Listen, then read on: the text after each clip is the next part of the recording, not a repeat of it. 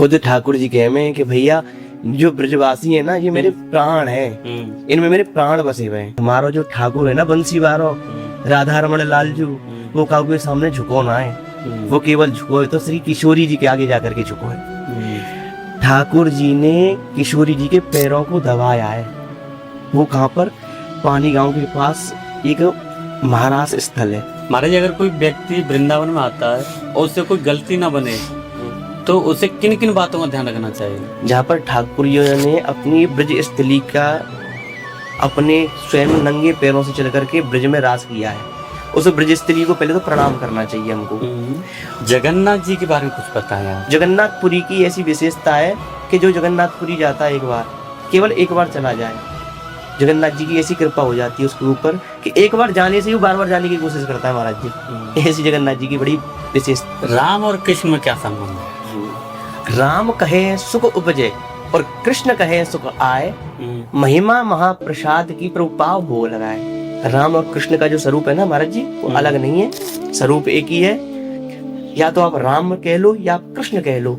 राम दूत में मात जानकी सत्य शपथ करुणा निधान। जब राम जी 14 वर्ष के वनवास के लिए गए थे तो माता सीता ने ये कह दिया था कि अगर मेरे पति कष्ट में रहेंगे तो यहाँ मैं सुख में नहीं रह पाऊंगी, मैं भी इनके साथ जाऊंगा। आजकल क्या है कि ब्राह्मणों का शोषण ज्यादा हो रहा है महाराज जी, कि हमने आज पांडित्य कर्म सीख लिया तो हमारा सीखने का मतलब ये नहीं कि हम पैसा कमाए या हमने कोई भागवत सीख ली तो उससे हम धन कमा करके लाए, ऐसा नहीं है। हमारा धर्म को प्रचार प्रसारण या धर्म को बढ़ाना हमारा कर्तव्य है। राधे राधे राधे राधे राधे।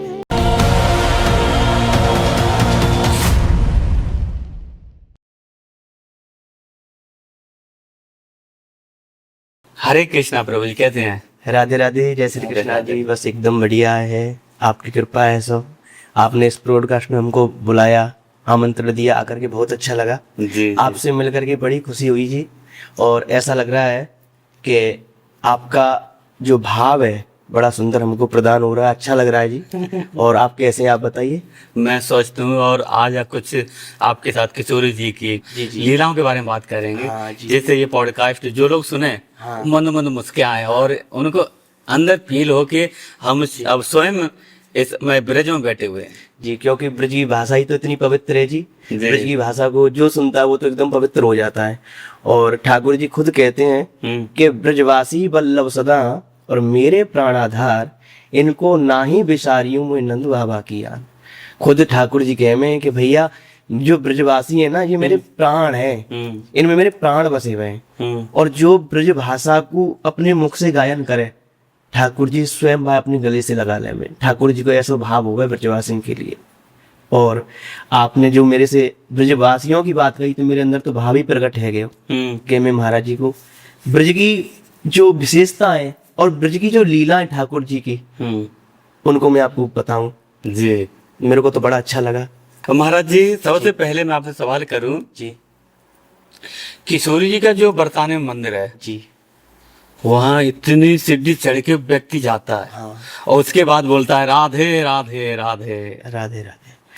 वो महाराज जो किशोरी जी का जो भाव है ना भक्तों के लिए, वो ऐसा भाव है कि एक भजन आया है जो विपराग जी है ना, जो बॉलीवुड के सिंगर हैं बहुत अच्छे, उन्होंने गाया है कि ब्रजवासियों के टुकड़ों पे पले हरिदासी और संतों के पीछे पीछे चले हरिदासी। बड़ा सुंदर भाव बनाया है उन्होंने। तो ब्रजवासियों का तो भाव, और जो मंदिर की बात मैं करूं आपसे तो जो भक्तों का भाव है ना किशोरी जी के लिए अद्भुत भाव है। वो भाव किससे बना है?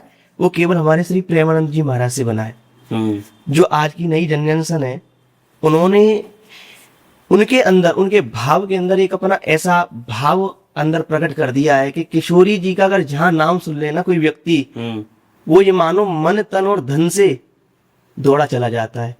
और जिनकी कृपा होती है ना किशोरी जी की जो कृपा होती है भक्तों पर, वो उसी भक्त पर कृपा होती है जो उनको बुलाती है, जो दर्शन करने के लिए जाते हैं। तो किशोरी जी का तो भाव ही एक ऐसा है कि भक्त ये नहीं देखता कि इतनी लंबी चढ़ाई पे महाराज मुझे जाने पड़े वो, या इतनी लंबी चढ़ाई कर करके जा रहा हूं मैं, ये नहीं सोचता है वो। केवल वो भाव बना करके जाता है कि आज मुकुट किशोरी जी के दर्शन होंगे, किशोरी जी के ऐसा सुंदर सा श्रृंगार होगा, किशोरी जी मुझको बुला रही हैं, किशोरी जी के पास में जा रहा हूँ, किशोरी जी के मैं दर्शन कर रहा हूँ, किशोरी जी को अपना बना रहा हूँ, उनका भोग लगा रहा हूँ, प्रसादी खवा रहा हूँ। या उनको माला लेकर के जा रहा हूँ, माला चढ़ा रहा हूँ। तो ये किशोरी जी का भाव ही एक अद्भुत है। और जो बरसाने में जाता है ना, वो ये मानो कि बरसाने तो बहुत दूर की चीज है महाराज जी, केवल ब्रज में पैर धर जाए उसका, भक्त का, ये मानो उसके कण कण में किशोरी जी व्याप्त हो जाती हैं। ये ऐसा भाव है बोलो को किशोरी जी का। और किशोरी जी स्वयं कहती हैं कि ठाकुर जी तो हमारे इतने पवित्र हैं कि ठाकुर जी को मत मनाओ। अगर ठाकुर जी रूठ जाए तो ठाकुर जी को मत मनाओ, अगर मनाना हो तो किशोरी जी को जाकर के मनाओ। अगर ठाकुर जी को मनाओगे तो किशोरी जी नहीं मनाएंगी। आप ठाकुर जी को मत मनाओ, केवल किशोरी जी के पास चले जाओ और किशोरी जी को जाकर के मनाओ। अगर आपने किशोरी जी को मना लिया ना, तो ये मानो कि ठाकुर जी मन गए। ब्रजवासी पता महाराज जी क्या कहें कि आज भी राधा राधा नाम की गूंज हो रही है वृंदावन में। क्यों है वो? इसलिए है कि कोई भी रिक्शा वाला भी होगा ना तो वो राधे राधे कहता है। क्यों? क्योंकि आज भी वृंदावन में कहते हैं कि हमारा जो ठाकुर है ना, बंसी वारो, राधा रमण लालजू, वो काऊ के सामने झुको ना है, वो केवल झुको है तो श्री किशोरी जी के आगे जाकर के झुको है। ठाकुर जी ने किशोरी जी के पैरों को दबाया है। वो कहाँ पर? पानी गांव के पास एक महाराज स्थल है जिसमें किशोरी जी ने वहां पर रूट करके जाकर के बैठ गई हैं और उनके जाकर वो पैरों को दबाया है ठाकुर जी ने कि किशोरी जी आप क्यों रूठ रही हो। जब ठाकुर जी ने रास किया है तो जो रास किया है वो किया है श्री गोपियों के साथ में। तो जब गोपियों के साथ में रास किया तो किशोरी जी ने देखा कि हमारे भाव को सबको बांट रहे हैं। तो जब किशोरी जी रूठ गई और जाकर के मान सरोवर पर बैठ गई तो ठाकुर जी ने देखा है कि किशोरी जी रूठ गई है और मैंने जो रास किया है वो गोपियों के साथ में किया है। उधर गोपियों को अभिमान हो गया कि ठाकुर जी तो अपनी हो गई, अब हमारे साथ में रास कर रहे हैं। तो ठाकुर जी ने देखा कि किशोरी जी रूठ गई, तो किशोरी जी को मनाने के लिए बीच रास में से ठाकुर जी अंतर ध्यान हो गए और जाकर के किशोरी जी के पास पहुंच गए। किशोरी जी से कहा, किशोरी जी आप क्यों रूठी हो, क्या बात है, बताओ मुझको, ऐसी दास से कौन सी गलती हुई है। तो पता है महाराज जी, किशोरी जी इतना रोई हैं कि इनके रोने से ना जो सामने एक मानसरोवर बना हुआ है उस मंदिर के, वो मानसरोवर पूरा भर गया है रोने से। इतने अश्रुपात हुए हैं किशोरी जी के। और जाकर के फिर ठाकुर जी ने पैरों को दबाया। किशोरी जी आप प्रसन्न हो जाइए, कौन सी ऐसी मुंह से भूल है गई है जो आप रूठ रही हो मुंह से, क्या बात है गई ऐसी। तो किशोरी जी ने कही, हे ठाकुर जी आप हमारे भाव को सबको बांट रहे हो, हमारे साथ में तुम रास नहीं करें, तुम सबके साथ में रास करो, ये अच्छी बात थोड़ी ना है। तो ठाकुर जी ने स्वयं अपने कंधे पर किशोरी जी को बैठाया है और बैठा करके जब रास किया है तो किशोरी जी का तो भाव ही ऐसा है।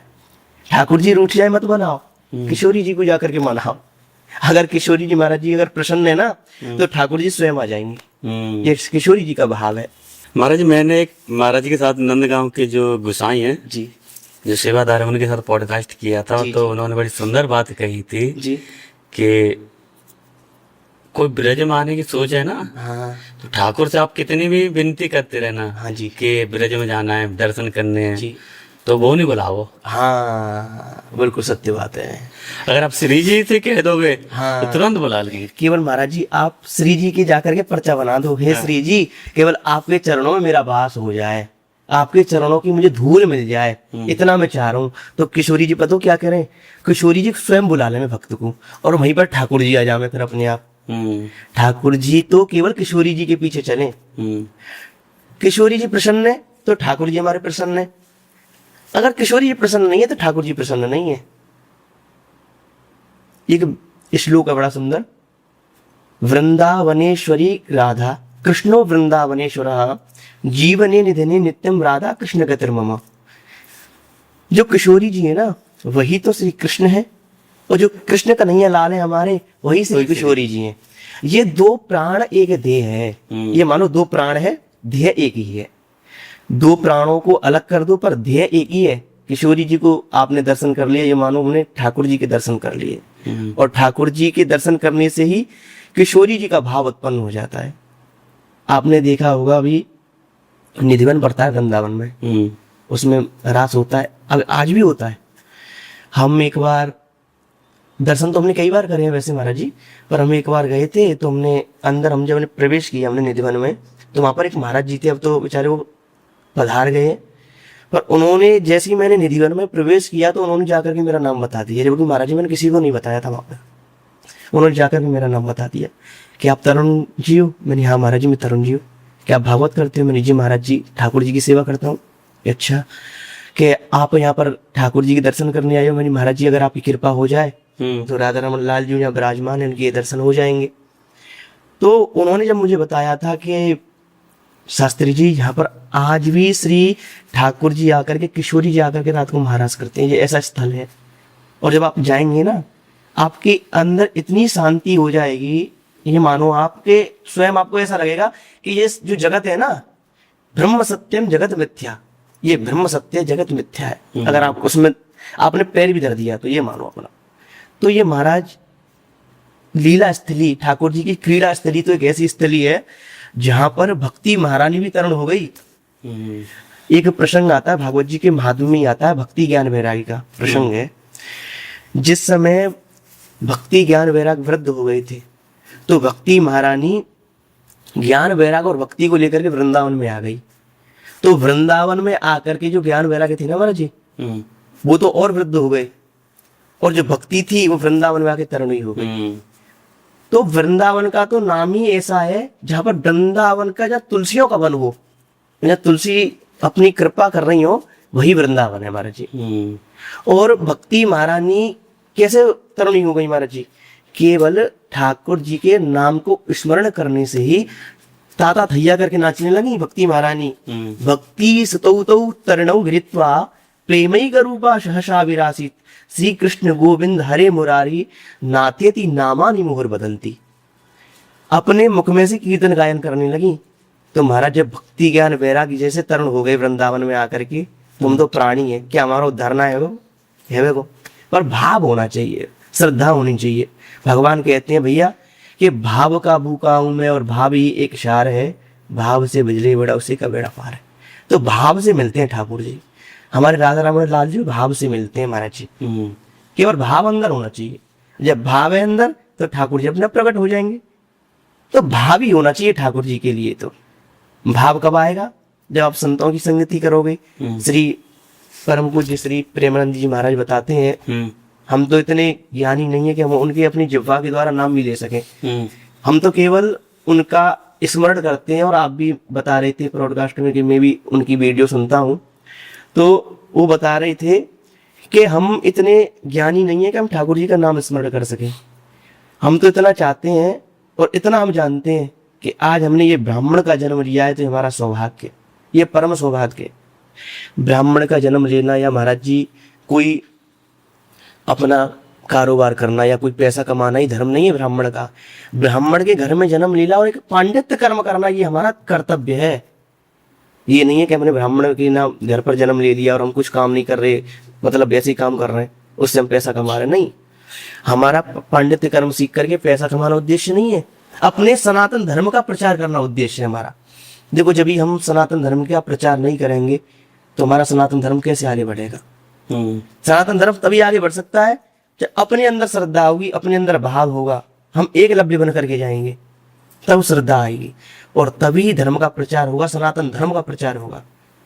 आज इतने महान पुरुष हैं वृंदावन में, श्री परम पूज्य श्री मलुक पीठ वाले महाराज जी हैं और भी हैं, बहुत अच्छे अच्छे संत हैं, सभी बताते हैं कि ब्राह्मण होने का ही वो नहीं है हमारा उद्देश्य, ब्राह्मण होकर के उस अपने कर्तव्य को करने का हमारा उद्देश्य है, तभी तो हमारा सनातन धर्म आगे बढ़ेगा।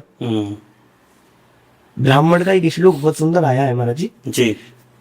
विप्रत तिलक हस्ते न और मास्तर हस्ते च भोजनम पिंडम कुत्र हस्ते न चतुर्थो नैव च नैव च। 4 कर्तव्य होते हैं। प्रथम कर्तव्य होता है हमारा कि ब्राह्मण तिलक हस्ते न। पहला कर्तव्य है कि हमारा ब्राह्मण होना ही कर्तव्य नहीं है, ब्राह्मण होकर के हमको तिलक लगाना चाहिए, सर्वप्रथम तिलक को धारण करना चाहिए। ब्राह्मण का पहला कर्तव्य होता है। दूसरा कर्तव्य होता है कि ब्राह्मण अगर जो है उसको शिकार नहीं चाहिए महाराज जी। तीसरा कर्तव्य होता है कि उसके जनेऊ धारण होना चाहिए ब्राह्मण के, ये नियम बताए ब्राह्मण के। और ब्राह्मण होकर के पांडित्य कर्म कर लिया, थोड़ा बहुत श्लोक सीख जाए, उसके बाद में हम पैसा कमाना स्टार्ट कर दे, नहीं नहीं, ये नहीं है हमारा उद्देश्य। हमारा उद्देश्य क्या है महाराज जी? ब्राह्मण का एक श्लोक है विद्या अध्ययन का कि ब्राह्मणेन निष्कारणेन षडंगो वेदो ध्येयो ज्ञेयश्च। ब्राह्मण को बिना किसी कारण के षडंगों वेदों का अध्ययन करना चाहिए।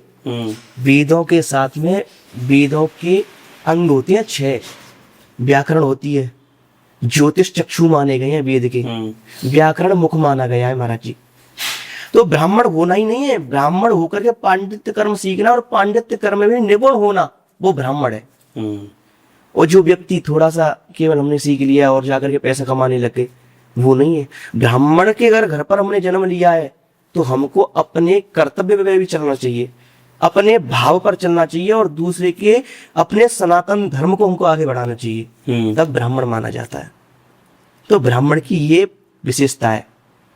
और हमने आज इस ब्राह्मण घर पर जन्म लिया और ये हम धोती कुर्ता धारण कर रहे हैं ना, हमको तो बड़ा सुख प्रदान होता है इसमें। हमको वो महाराज जी एक जो वो है ना कृष्ण ठाकुर जी के जो पुत्र हैं इंद्रेश जी, वो बताते हैं, मैं उनकी भी कथा सुनता हूँ, मैं उनका बड़ा प्रेमी हूँ। मैं प्रेमी तो वैसे सबका हूँ, पर उनकी कथा में सुनता हूँ, मैं भी वक्ता हूँ, पर वक्ता होना ही नहीं है, कथा का रसपान करना भी श्रद्धा होती है। तो मैं उनकी कथा सुनता हूँ, तो वो कहते हैं कि आप 10,000 रुपये जींस पैंट पहन लेना और हमारे केवल ये 400 से 500 रुपये के धोती कुर्ते हैं, ये 10,000 रुपये कपड़ों को फेल कर देंगे। इनकी इतनी विशेषता है।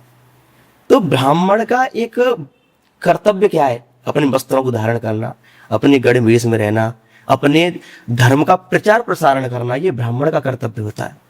इसी को हम ब्राह्मण कहते हैं। बिल्कुल। जैसे महाराज जी आपने जी राधा रमन लाला के बारे में बात की, बताते हैं ये सालिग्राम से प्रकट हुए हैं। हाँ जी, ये सालिग्राम जी से प्रकट हुए हैं। हमारे वृंदावन में 7 मंदिर बड़े मुख्य हैं जी, जिनमें से राधा रमण हुए, राधा मोहन हुए, राधा वल्लभ हुए, बांके बिहारी हुए। इनको हम 7 मंदिर बड़े मुख्य माने जाते हैं वृंदावन के अंदर। और ऐसा बताते हैं कि इन्हीं 7 स्थलों से पूरा ब्रज स्थल बसा हुआ है, पूरा ब्रज मंडल इन्हीं 7 स्थलों से बसा हुआ है। जो हमारे बिहारी जी हैं, उनको भी श्री पद गायन करके हरिदास जी ने प्रकट किया था। ठाकुर जी जो वृंदावन में आए ना महाराज जी, वो पता है कैसे आए हैं? वो केवल भाव से प्रकट हुए हैं। हमारे राधा वल्लभ जी हैं, उनके आपने कभी दर्शन किए होंगे आपने, तो मैं तो जाते ही रहता हूँ। तो उनकी कभी आप नेत्रों के सामने निहारना, तो आप देखना कि उनके नेत्र इतने सुंदर हैं, इतने अच्छे लगते हैं कि उनके अगर आपने नेत्र को देख लिया तो ऐसा लगता है स्वयं ठाकुर जी ने आकर के मेरे हृदय में विराजमान हो गए उनके नेत्रों को देख करके। हमारे ठाकुर जी 7 जगह से टेढ़े मेढ़े हैं और 7 ही जगह 7 मंदिर है वृंदावन के अंदर ठाकुर जी के। स्वरूप एक ही है, केवल नाम ठाकुर जी का अलग अलग है। तो पैर भी टेढ़ा ठाकुर जी का, पैर हमारे ठाकुर जी टांग को टेढ़ी करके बैठते हैं महाराज जी। बांसुरी भी टेढ़ी लगाते हैं, मुकुट भी टेढ़ा धारण करते हैं, शरीर भी पूरा टेढ़ा मेढ़ा है और बात भी टेढ़ी है, लीला भी टेढ़ी है? तो सब ठाकुर जी का टेढ़ा मेढ़ा ही है। केवल उस टेढ़े मेढ़े शब्द को पता कौन समझ सकता है? जिसके अंदर ठाकुर जी ने लीलाओं को श्रवण किया हो, जिसने भगवान की ठाकुर जी की अनुभूति उन बाल लीलाओं को श्रवण किया हो, ब्रज स्थली को देखा हो जहाँ पर ठाकुर जी ने रास किया है, रास क्रीड़ा की है, उनको श्रवण किया, उनको देखा हो, तभी वो ठाकुर जी के स्वरूप को समझ सकता है। और ठाकुर जी का तो स्वरूप है ना महाराज, ऐसा मनमोहित करने वाला स्वरूप है महाराज जी। अगर किसी ने भी दर्शन कर लिया ना ठाकुर जी को, तो ये मानो कि आप उसके जो अंदर मोह माया होता है ना कि पुनरपि जननम पूर्णपि मरणम, ये बार बार इंसान जन्म ले लेता है, बार बार उसकी मृत्यु हो जाती है, ये जितना है ना सब उसके अंदर से चला जाता है। केवल वो राजा परीक्षित बन जाता है। भागवत जी में राजा परीक्षित का वर्णन आता है जी। 7 दिन का महाराज जी श्राप लग गया था राजा परीक्षित को। ये कहती थी आज से 7वें दिन तुझे वो दक्ष सर्प ढस लेगा, वो तेरी मृत्यु हो जाएगी। तो उसने अपना सर्वस्व त्याग दिया और त्याग करके गंगा जी के किनारे पर पहुंचे हरिद्वार में। तो सुखदेव जी महाराज ने श्रीमद् भागवत का अध्ययन कराया, ज्ञान कराया, उनको श्रवण कराया।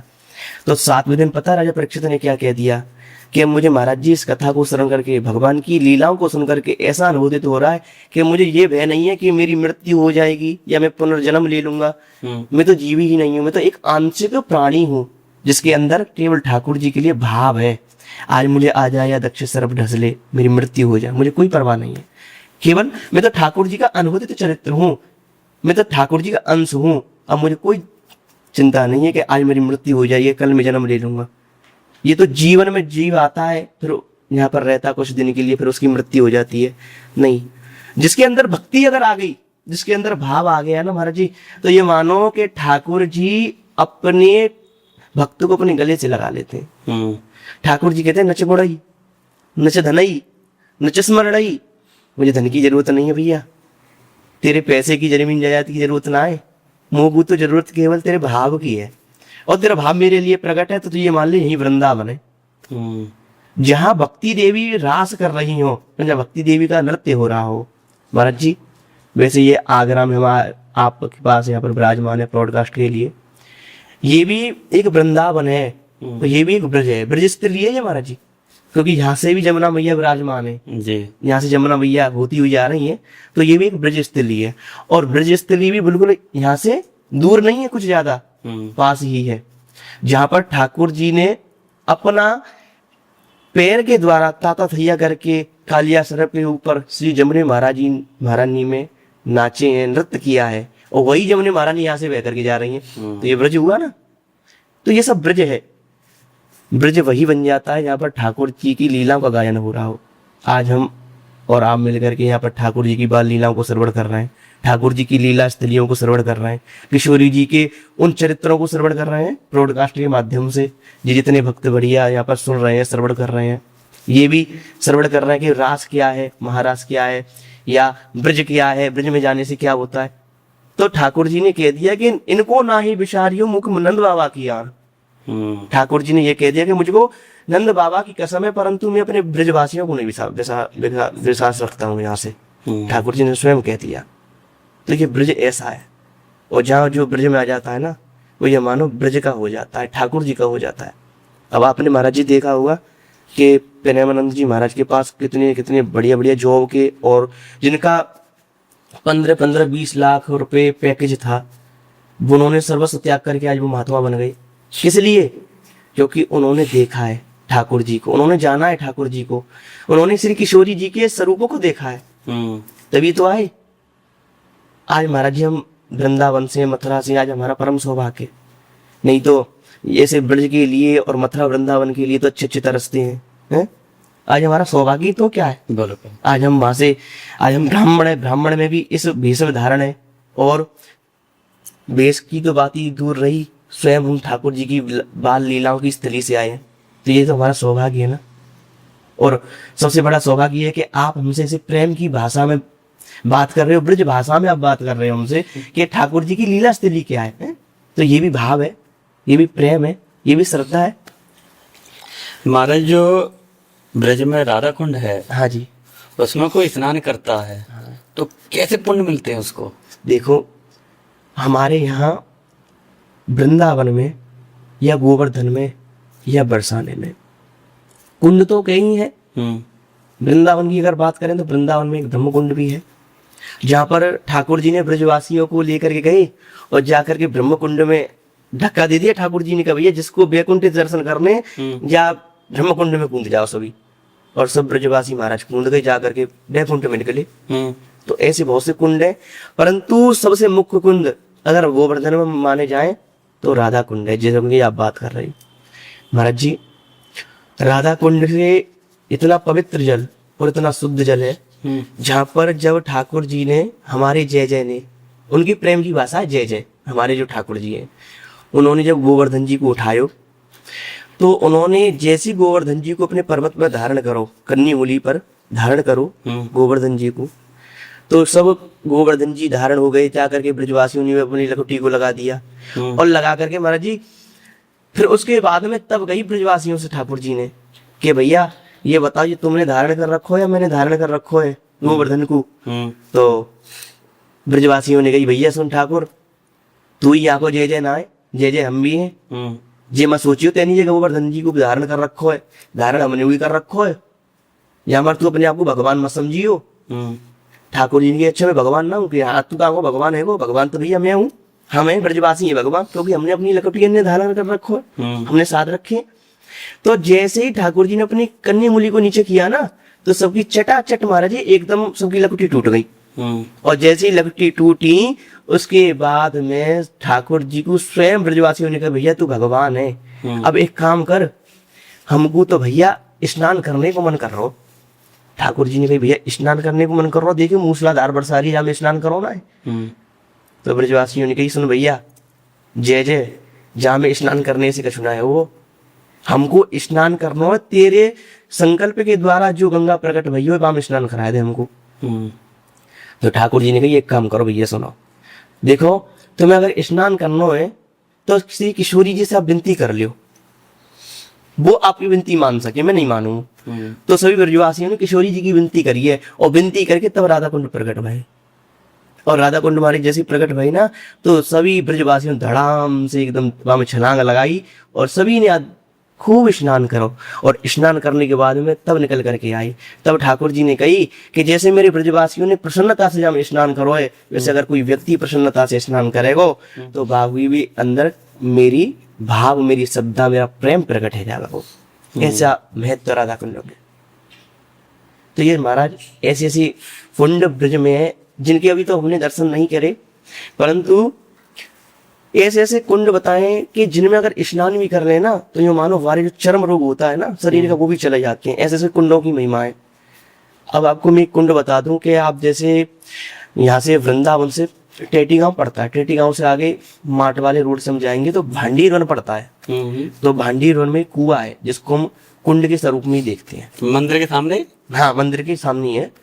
तो वहां पर हम उसको देखते हैं, तो उसमें ऐसा बताते हैं जो व्यक्ति उसमें स्नान कर लेता है तो स्नान करने से ही उसके चरम रोग चले जाते हैं, ऐसा बताते हैं।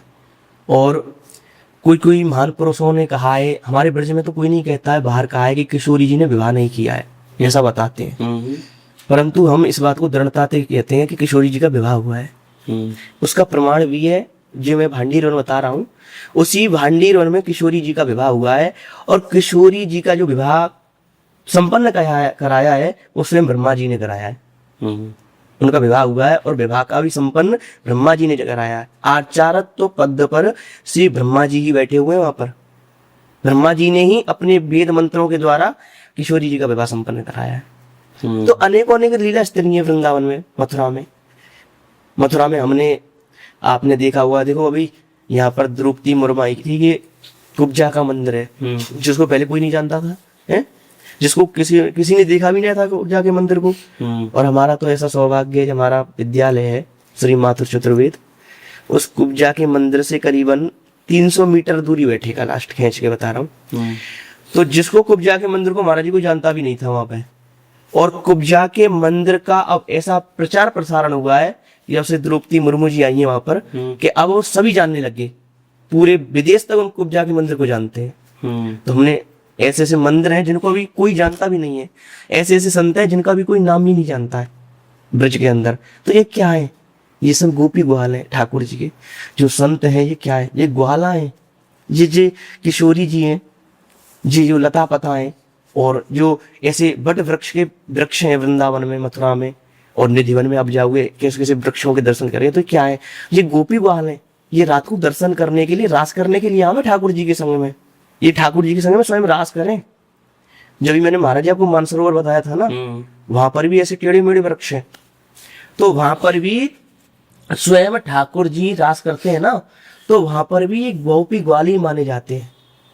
श्री महाप्रभु जी की बैठक है वहां पर, जो महाप्रभु जी ने स्वयं ठाकुर जी के रास को अपने नेत्रों से देखा था। तो वहां पर महाप्रभु जी ने बताया था कि ये जो यहाँ पर बट वृक्ष है ना, टेढ़े मेढ़े वृक्ष है, तो ये स्वयं ये कोई वृक्ष नहीं है, ये लता पता नहीं है, ये स्वयं गोपी ग्वाल है। और ये रातु स्वरूप धारण करके स्वयं रास में जाते हैं ठाकुर जी के संग। आज भी महाराज बेशक कलयुग चल रहा है ये, पर आज भी ठाकुर जी रास करते हैं ब्रजमंडल में, भ्रमण करते हैं ठाकुर जी। परंतु कोई देखने वाला हो, किसी के अंदर भाव हो, श्रद्धा हो, अपने आप जान जाएगा व्यक्ति कि हाँ ठाकुर जी है, ब्रज में रास कर रहा है, श्री यमुना महारानी में स्नान कर रहा है। तो केवल ठाकुर जी को तो वही जान सकता है जिनके अंदर प्रेम हो, श्रद्धा हो, भक्ति हो महाराज, और कोई नहीं जान सकता। तो ऐसा भाव है ठाकुर जी का, ऐसी श्रद्धा है, ऐसा प्रेम है ब्रजवासियों के लिए। अब आप बताओ महाराज जी, ब्रजवासियों ने क्यों ठाकुर जी के साथ में रास रचाया था? वो इसलिए रचाया था क्योंकि ब्रजवासियों के अंदर श्रद्धा थी ठाकुर जी के लिए। ठाकुर जी भगवान थे, वो पर ब्रह्म परमात्मा जो पूरी जगत को चलाता है, वो कहाँ ग्वालियों के साथ में रास कर रहे हैं? कोई छोटी मोटी बात है? क्यों करो? क्योंकि श्रद्धा थी ब्रजवासियों के अंदर, प्रेम था। प्रेम के पाले पड़कर प्रभु को नियम बदलते देखा, अपना मान भले न टले, प्रभु का मान टलते ना देखा। तो अपना मान तो भले टल जाए, पर भगवान स्वयं कहते हैं कि भक्त का मान नहीं टलना चाहिए। तो भगवान के अंदर श्रद्धा थी तो रास किया था। जो उद्धव जी थे, कितना ज्ञान था उनमें, है। ठाकुर जी जो अपने ब्रज को छोड़ करके मथुरा चले गए, तो उद्धव जी ने कहा था कि कन्हैया तुम बेकार में रुदन कर रहे हो, तनो क्यों रो रहे हो, क्यों याद आ रही है तुम्हें ब्रज की, हाय ब्रज में ऐसो। तो उन्होंने कहा था कि हे उद्धव, अगर तुम जाओगे ना तो जाकर के देखना ब्रज में कि ब्रज में है क्या।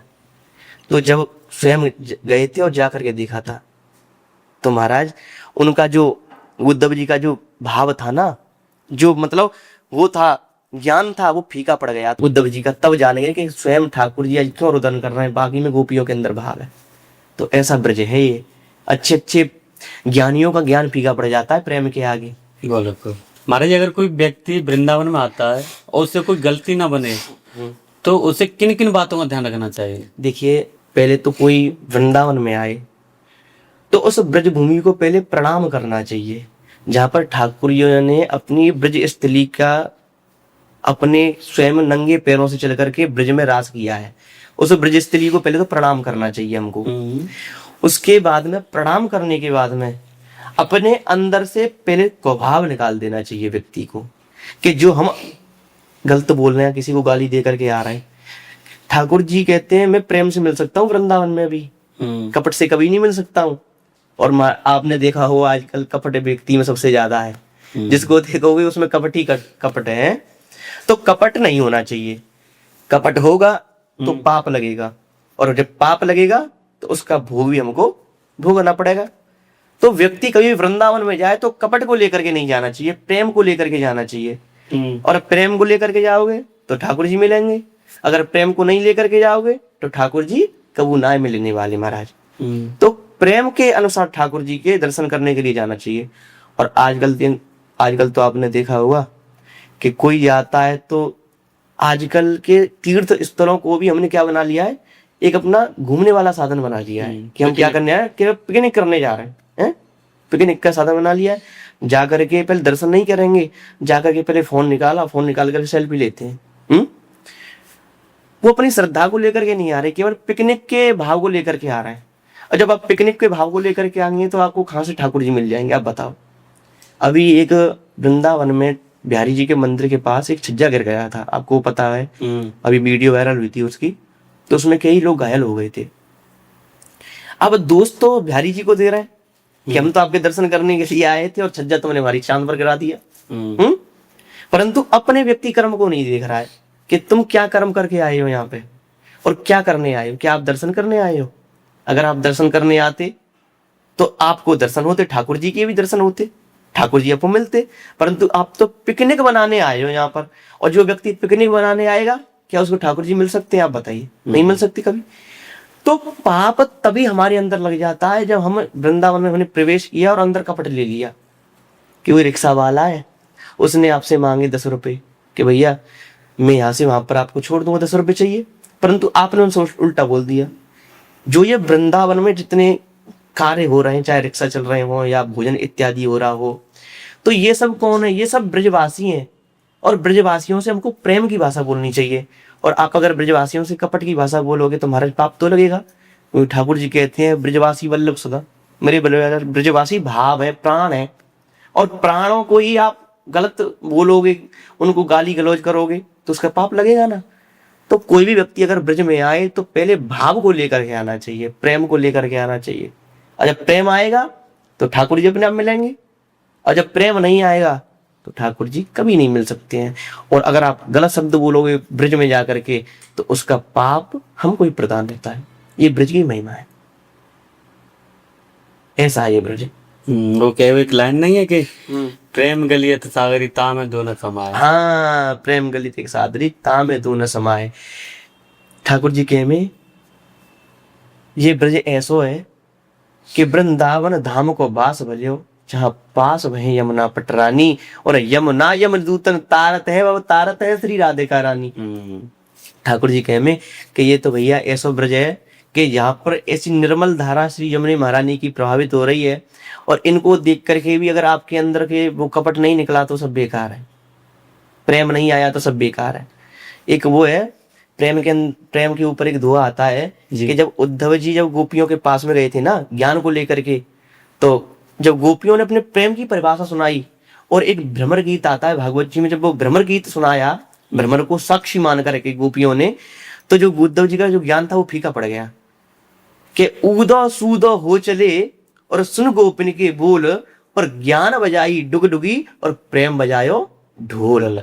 तो महाराज ये तो ऐसा प्रेम है ठाकुर जी को कि जहां प्रेम होता है ना महाराज ज्ञान नहीं सामना करता। प्रेम से ठाकुर जी मिल सकते हैं क्योंकि ठाकुर जी को प्रेम पसंद है।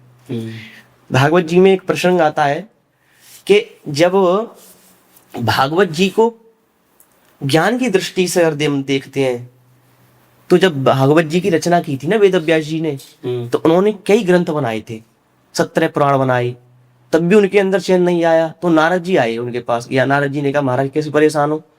तो व्यास जी ने कहा भैया मैं तुमको क्या बताऊं नारद जी, 17 पुराण लिख दिए, शांति नहीं आ रही है, क्या करूं मैं?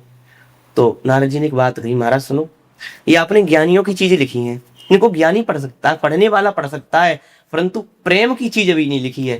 प्रेम की चीज क्या लिखी है कि आप कोई ऐसे ग्रंथ की रचना करो जिसमें भगवान की लीलाओं का वर्णन हो, भगवान की श्रद्धाओं का वर्णन हो, और भगवान की उस प्रेम बाल लीलाओं का वर्णन हो, ऐसे कोई आप ग्रंथ की रचना करो। तो तब 18वां पुराण श्रीमद् भागवत पुराण बनाया जिसमें भगवान की बाल लीलाओं का वर्णन है।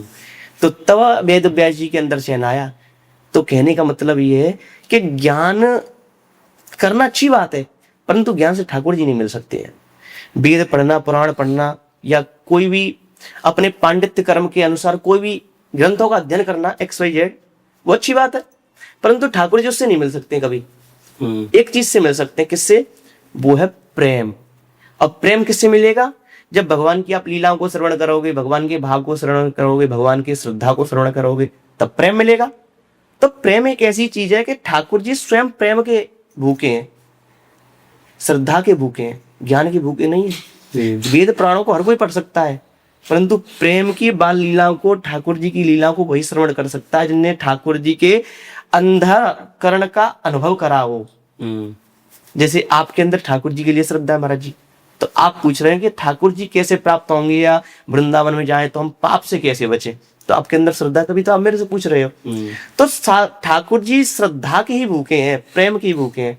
अगर प्रेम हुआ तो ठाकुर ही मिल जाएंगे, अगर प्रेम नहीं है तो कभी नहीं मिल सकते। मुख्य चीज है प्रेम, भक्ति। वृंदावन का नाम क्या है? जहां पर तुलसियों का वन हो वही वृंदावन है। यहाँ पर तुलसी महारानी स्वयं नृत्य कर रही हो, या जन जन की गले में धारण कर रखा हो तुलसी को, वही वृंदावन है। तो इसी का नाम वृंदावन है, इसी का नाम बरसाना है। हमारे जगन्नाथ जी के बारे में कुछ बताएं आप। अच्छा, हाँ, वाह, बहुत सुंदर आपने पूछा। कल जगन्नाथ जी 29 तारीख थी कल, तो कल जगन्नाथ जी 15 दिन के लिए शयन करने के लिए चले गए हैं। तो जगन्नाथ जी का एक ऐसा भाव है कि जगन्नाथ जी का जो मंदिर है ना, उसमें प्रवेश करते ही आपके अंदर एक ऊर्जा की शक्ति अनुभूत होगी। जैसे आप प्रवेश करोगे जगन्नाथ जी में, एक बड़ा सुंदर भजन बनाया है, इंद्रेश जी गाते हैं उसको कि जगन्नाथ चक्का ने नीला चलवारे और तू ना समारे तो हमें कौन संभाले। एक भजन है। तो जगन्नाथ जी का एक ऐसा भाव है, जब जगन्नाथ जी की एक कथा आती है बड़ी सुंदर जी, कि जगन्नाथ जी ने अपने छोटे अवस्था में, जगन्नाथ जी का तो छोटा सा रूप है, तो उनके अपनी छोटी अवस्था में जगन्नाथ जी के पास एक संत आए। तो संत ने आकर के जगन्नाथ जी से कहा कि हे जगन्नाथ जी, हमको बड़ी जोर से भूख लगी है। तो जगन्नाथ जी ने कहा कि भैया तुमको भूख लगी है, तुमको क्या पाना है बताओ। तो संत जो थे ना, वो साधारण संत नहीं थे। हालांकि जगन्नाथ जी, अब तो कलयुग चल रहा है, तो उन्होंने, जो संत आए थे, उन्होंने सामने बिल्कुल बैठ करके बात की थी जगन्नाथ जी से। तो जैसे ही अंदर जगन्नाथ जी के मंदिर में प्रवेश किया उन संत भगवान ने, तो जगन्नाथ जी ने कहा कि आपको बताइए क्या भोजन में करना है, आप बताओ। कि महाराज जी, मेरे को भोजन में आपके हाथ के मेरे को खीचड़ो खानो है। वहां पर खीचड़ों की भाषा बड़ी चलती है जगन्नाथ जी में, जगन्नाथपुरी में खीचड़ों की भाषा बहुत प्रसिद्ध है। कि अच्छा आपको खीचड़ा खाना है? कि हाँ मेरे को खीचड़ा खाना है। कि महाराज जी मेरे को खिचड़ा आप अपने हाथ से खिला दो। तो जगन्नाथ जी का पता भाव कैसा था उनके लिए, जो संत बैठे हुए थे ना, तो अपने हाथ से जाकर के और बढ़िया शुद्धता से एकदम बना करके लाए और ला करके संत भगवान को पवाया। और जैसे ही उनको पवाया तो उनके अंदर एक ऐसी ऊर्जा प्रकट हुई कि उन्होंने स्वयं जगन्नाथ जी से कहा, हे जगन्नाथ जी, आपके आज मैंने दर्शन किए ना, तो मुझे ऐसा लग रहा है कि ये स्वयं आपके हाथ की जो प्रसाद है ना, मेरे अंदर खा करके एक अनुभूत ऊर्जा प्रकट हो रही है। तो जगन्नाथ जी ने कही, भैया देख संत, तुम तो एक संत हो और मैं एक जगन्नाथ हूं, तो तुम्हारे अंदर श्रद्धा है इसलिए मैंने अपने हाथ को आपको पवाया है, क्योंकि तुम्हारे अंदर मेरे लिए भाव प्रकट है। और जब भाव प्रकट भक्त के अंदर होता है तो जो भक्त मांगे मैं सो आकू देऊं। तो तुम्हें जब भाव मेरे तुम्हारे अंदर प्रकट हो तो मैं तुम्हारे सामने आकर के खड़ो हो गया। तो जगन्नाथ जी की तो ऐसी एक विशेषता है कि जो जगन्नाथ जी के मंदिर में जाता है और उसका भोग पाता है ना, स्वयं जगन्नाथ जी उसके ऊपर अपनी कृपा प्रदान करें। कल जगन्नाथ जी की बड़ी सुंदर रैली निकली थी, 29 तारीख थी कल। तो कल हमने देखा था फोन पर, तो इतनी सुंदर जगन्नाथ जी का श्रृंगार था, इतना सुंदर जगन्नाथ जी ने पोशाक इत्यादि पहन रखे थे कि इतना बहुत बड़ा रथ था और जगन्नाथ जी निकल करके जा रहे थे। अब 15 दिनों के लिए जगन्नाथ जी के दर्शन नहीं होंगे, 15 दिनों के लिए जगन्नाथ जी अब बंद हो गए। अब जगन्नाथ जी के दर्शन इन 15 दिनों के बाद में होंगे। तो जगन्नाथपुरी की ऐसी विशेषता है कि जो जगन्नाथपुरी जाता है एक बार, केवल एक बार चला जाए, जगन्नाथ जी की ऐसी कृपा हो जाती है उसके ऊपर कि एक बार जाने से ही बार बार जाने की कोशिश करता है महाराज जी। ऐसी जगन्नाथ जी की बड़ी विशेषता है, बड़ी कृपा है। मैं तो दर्शन नहीं कर पाया वहां पर मैं जाने का भाव बना रहा हूँ। तो एक बार मैंने देखा था कि एक बार मैं सो रहा था, तो सोते सोते मेरे अंदर एक भाव आया, मतलब जैसे सपने में आता भाव, तो ऐसे सपने में एक भाव आया कि जगन्नाथ जी मेरे को स्वयं बुला रहे हैं। मेरे अंदर ऐसा आया कि जगन्नाथ जी स्वयं मेरे को याद कर रहे हैं। तो मैंने सोचा कि जगन्नाथ जी याद कर रहे हैं तो मुझे चलना चाहिए एक बार। तो जगन्नाथ जी ने जब इतना कहा कि तू अभी सो रहा है तो मेरे पास क्यों नहीं आया है, तो एक समय महाराज जी मेरी भड़बड़ा करके आँख खुली, जगन्नाथ जी मेरे को याद कर रहे हैं। तो मैंने पिताजी को बताया, पिताजी मेरे भागवत आचार्य हैं, भागवत करते हैं, तो हमारा ये जो कर्म है ये पुरखा पंगत से ही चला आ रहा है, पांडित्य कर्म। मेरे पहले परबाबा ने कही, फिर मेरे दादाजी ने की, अब मेरे पिताजी कर रहे हैं, अब इस कर्म को मैं कर रहा हूँ। तो ये हमारा सौभाग्य है पांडित्य कर्म। तो मैंने पिताजी को बताया, मैंने पिताजी ऐसी ऐसी बात है। और जगन्नाथ जी रात आए थे दर्शन में, उन्होंने कहा, पिताजी ने कहा, यार भैया बहुत सुंदर बात है ये तो, अगर ऐसी आपके अंदर भाव आया है तो आप जाओ। तो मैं अब 15 दिन के लिए अब तो बंद हो तो नहीं जा पाऊंगा, पर अगर अब उनके दर्शन खुलेंगे तो कल आचार्य जी भी मेरे से बोल रहे थे, ब्रॉडकास्ट उन्होंने कराया है, वो भी उनके अंदर भी कल भाव आया था। देखो आपने कितनी सुंदर बात पूछी, मेरे को याद भी आ गया। तो कल उन्होंने भी मेरे से कहा था कि आप ऐसी जगह दर्शन करने चलते हैं जहाँ पर आनंद आए। तो उनके अंदर से सबसे पहला भाव जगन्नाथ जी का ही निकला बोले। तो उनकी कृपा ही है ये, जो हमारे अंदर से भाव निकल रहा है, उनकी कृपा आपके ऊपर भी, जो आप ऐसे सुंदर सुंदर भावों को मेरे से पूछ रहे हो, मेरे को तो बड़ा आनंद आ रहा है।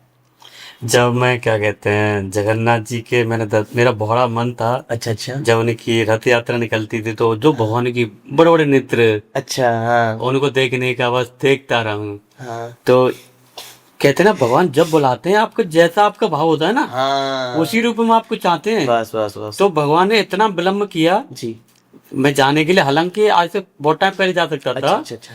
पर जगन्नाथ जी, जैसा मैंने भाव सोचा कि भगवान कैसे बड़े बड़े नेत्र हैं, उनको निहारना, काले काले चक्का नैन है वो, चक्का ने। तो जब मैं ये पॉडकास्ट में आया, हाँ एक महाराज वृंदा बरसाने में एक महाराज जी हैं, हाँ जी, श्री शिव हरिदास जी महाराज। अच्छा।